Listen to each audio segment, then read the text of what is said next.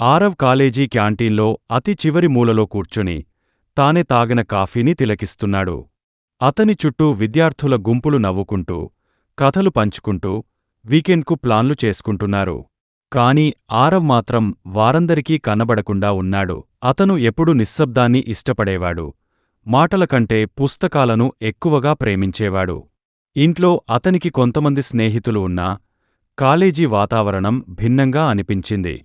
ఇక్కడ అందరికీ తమ సొంత గుంపులు, తమ సొంత లోకాలు ఉండేవి. ప్రారంభంలో అతను ప్రయత్నించాడు.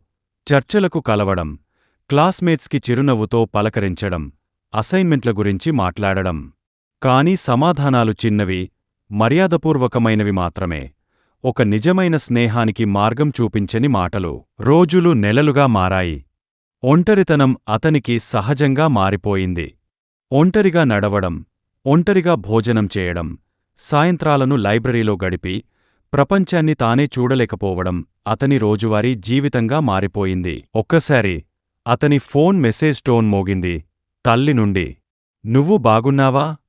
అని ప్రశ్నించింది. అతను ఎప్పటిలాగే సమాధానమిచ్చాడు.